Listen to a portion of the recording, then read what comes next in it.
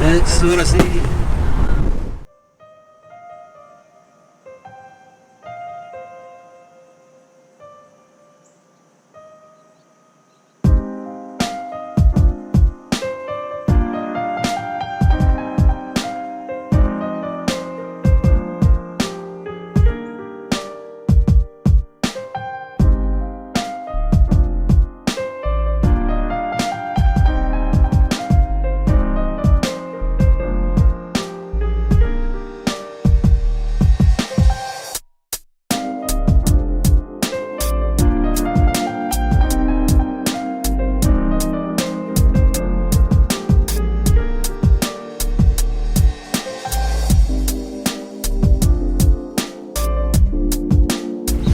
Hey guys, we arrived to the vineyard and we're gonna show you around.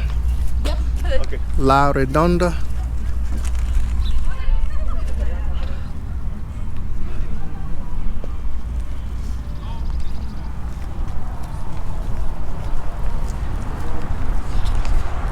It's a beautiful vineyard. Nice peaceful ride as well. On wines, there's pink wine, there's very sweet wine, which I don't like, but some people do. Ladies. Dry wine is my recommendation here. They have good Cabernet Sauvignon here. Oh, we. So please come.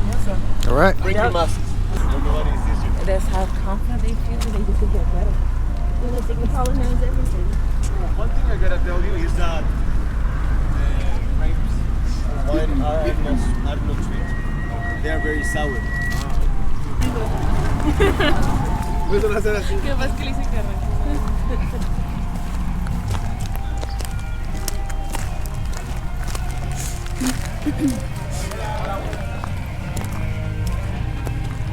I remember that I came to play at that event because it was supposed to be a limited production wine, and that day that I came to play, they made the logo because a lot of people came and put their hands, and the idea of this event was asking the people that was coming to the event, what type of wine do you like, what type of grape do you like?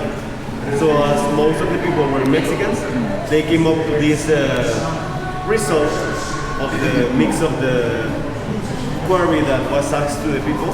So they made this wine, and it's called Os de Mexicans. It was supposed to be a limited edition wine, but it was a big success, so they still produce it. Okay. So who would like Nosotros los Mexicanos? I would, please. Thank you. You? ¿Tú lo recomiendas? And for you now. I think you have a very tasty. It's a bit sweet. Yeah. But it's good. You wanna try it? Okay, 3. Van a ser 3 de nosotros. So there's only one harvest season every year. It's known as Vendimia. It's almost Vendimia time. Vendimia. Vendimia. It's usually from late July to up to October, I've seen. So during this season is when they hire people to walk along the lines in the vineyard and pick all the grapes. And before, the way it was done, it was the same way, but instead of putting the grapes in a press, they used to put it in a big round tank and press it with the feet. Yeah. And actually the name of that big tank is known as La Redonda. Oh, okay. All right? Oh, So okay. that's where the name of this vineyard comes from. Just so that you know, this is a 99% Mexican vineyard. Okay, that's the reason why we like to come here, because we like to support Mexican projects. The owner is Italian. That's okay. the one. Okay.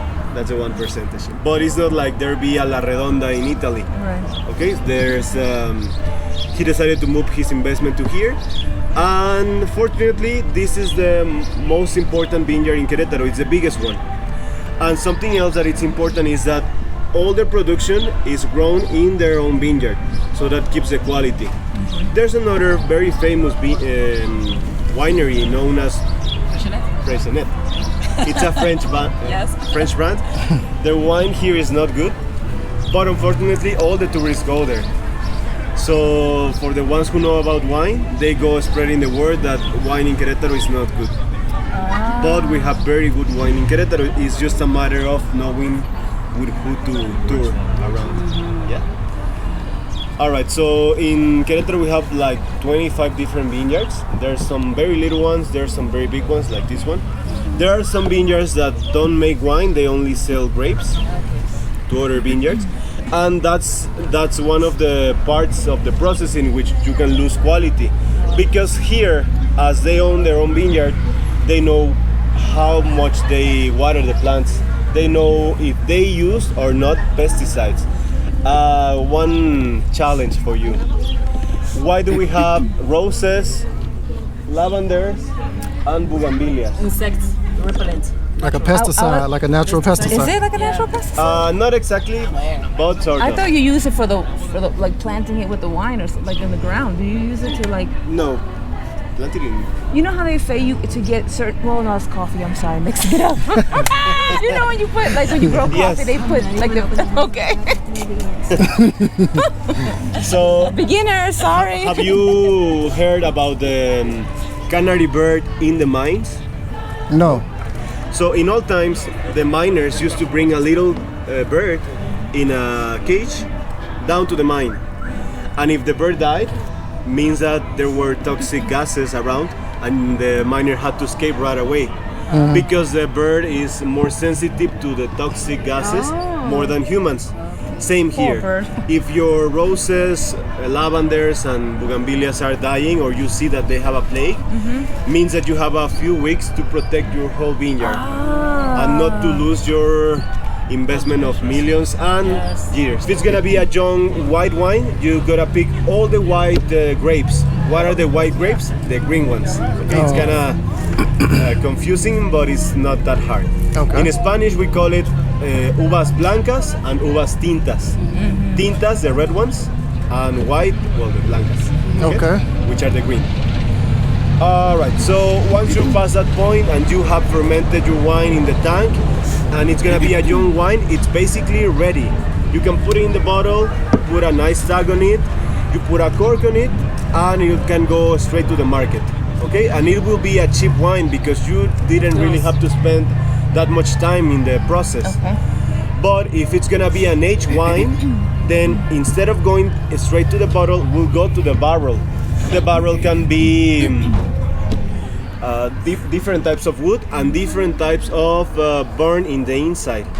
They call it tostado.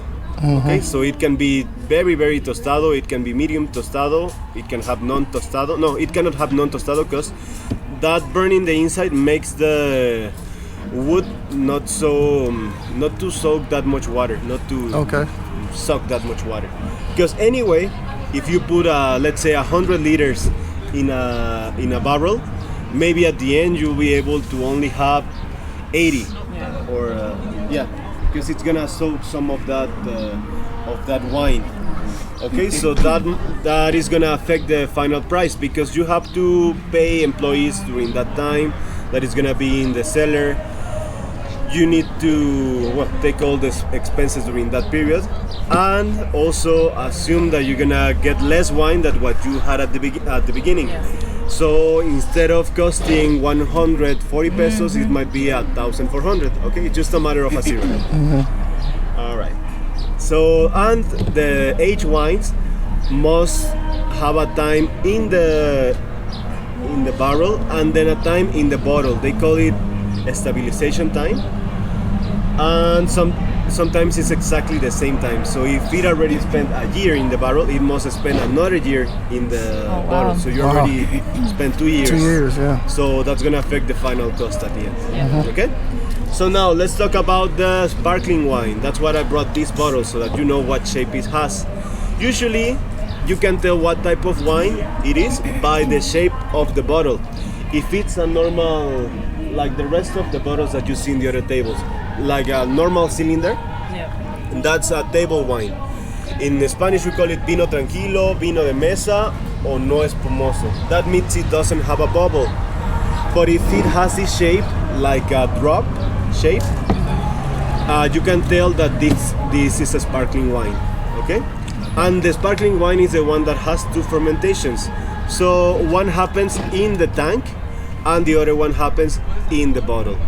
So to start with a sparkling wine, you start from a finished white young wine. Okay, that's your starting point. So you put in the bottle a young white wine in here, and you add some more sugar, yeast, and carbonic acid. Then instead of putting a cork, you put a bottle cap. Okay, like a Coke. And then it's gonna rest like this in the cellar for however months the enology says. And in Champagne, France, they developed this this method. It's known as Champagne Noir process. So here's a little mark. You basically already polluted a finished wine. It was already ready. You are just doing it would be like an aftermarket process, okay? So you already polluted a wine and it's gonna have some sediment in the bottom. The gravity will bring it down. You wanna remove that. So that's gonna take a little of time because they have to make 1 octave of a turn every 2 days. Okay? Very tedious process. Yes. So once they have completed the first turn, then they're gonna tilt it a little bit and they will do it back again because they will try to get all the sediment in all the inner walls of the bottle. At some point they will have the bottle like this and all the sediment in this part. You already did the hard part. Now how, please don't answer. Now please answer, how would you take out this sediment without spilling all the wine? With some type of a syringe or something. I don't know. Like Yeah. this? Just, Or do you have like a filter or something? Filter, okay. Your guess? Yeah, filter or something. It's way easier. Can you tell them? No? You don't know this part? You don't know that part? Okay. Well, then you are in the game. Alright, so in Champagne, France, they developed this method. They used to leave the bottles in the snow and let them freeze 5 centimeters.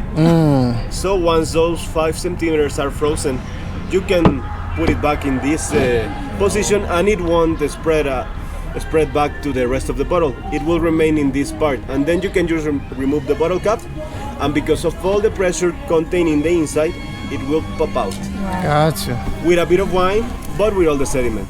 Okay? So you are missing 5 centimeters of the bottle. If there was something wrong in the production, because the enologist will taste it, he has those 5 centimeters to fix it. Okay? There you're gonna see how some drops are gonna be formed, and that's how you can tell the the booze level it has. If it's too thick, means it has a lot of alcohol. Okay? So Would you call that the body of the wine? Or no? No, not the body. La robe, en France, in French, on dit la dress, black dress. Oh, In okay. French, we say la robe. Okay. So the dress wine. Wow. Okay. Yeah. So yeah, I think we're done. All right. All right. I have a question. Yes. Why do you think that? I mean, like we never even think about wine from Mexico. Like in the U.S., right? We're always push like Italian products or Chile. Why do you think we don't know more about, or it's not promoted more? Because our wine production is very low, unfortunately. Yeah. What I heard also, there is 2 ranges of wine in the world. One on the north hemisphere and Yes. one on the south. And we are here out we are of not, that we are French. out of the French. So we it's not like officially part of. Of it. But fortunately, they have made very good wines here in Querétaro that are competing against Italian, Yes. Californian, Chile. French, Chile, and we have one even from La Redonda. Because La Redonda, it's like the start point. Okay, this would be like the average quality that you should get. This is okay. There are better wines. There are worse wines too. So yeah, this is a good start point for you guys. All right, guys, we had an amazing time today at La Redonda Vineyard, and thanks to Uriel, he has been a great tour guide. We want to go ahead and just have him put a plug in. So if you guys want to do a tour, not only does he do vineyards, he does Bernal. He will take you anywhere you pretty much want to go. So what do you want to go ahead and tell the people? All right, guys, please feel welcome to Querétaro. We are here to help you. We have private tours and private transportation. We have airplanes, we have cars, we have ATVs. and all you may need during your stay. We are happy to serve you, and we have private tours with personalized assistance. You can find us as biketourqueretaro.com or biketourqueretaro on Instagram, Facebook, almost everywhere. Perfect. So what I'll do, guys, as usual, I will plug his information in our description below and in the pinned comment, and you can reach out to Uriel. I also want to go ahead and introduce another beautiful lady. You guys have heard me mention her before in our recent video, our San Sebastian Real Talk video. And this is beautiful Bernadette, and she's going to tell you a little bit about what she does here. Well, first of all, how long have you been in Mexico? Well, I've been in Mexico almost 10 years now, and in Queretaro 1 year and a half. She's an expert. She speaks how many languages, Bernie? Tell them about all the languages you speak. I speak Manjak, which is African dialect, Spanish, Espanol, English, Portuguese, and English, I guess. Yeah, she knows it all. She is a great person to have as a friend here. Great person. A great person to Thank contact you. for tours here. And do you want to go ahead and tell the people what you do, if they can contact you for tours, or what you do here in Querétaro? So I have a company called Quetzal Experiencia. So I offer tours, but to promote the Mexican culture tradition, because I love Mexico and I want to give back, and I don't want the culture to be lost, and I want people to know about all the details. When you go, for example, you drink wine and you like wine, you have to go to a vineyard. Like that's what we do today, and that's why I organize this tour. And I like people to know what they have in the food and the drinks, and what they have as the clothes and everything. So for me, it's like about the communities and giving back. She truly does love Mexico, guys. And when you meet her, I mean, you can only get a smidget of her personality here on camera, but when you meet her in person, guys, I know you're going to be contacting her for more information. She's beautiful in and out. I'm telling you this because it's very true. So we will also link her information in the description below. If you have any questions, as always, guys, you are free to go ahead and post a comment, and we will be happy to get back to you. Thank you so much.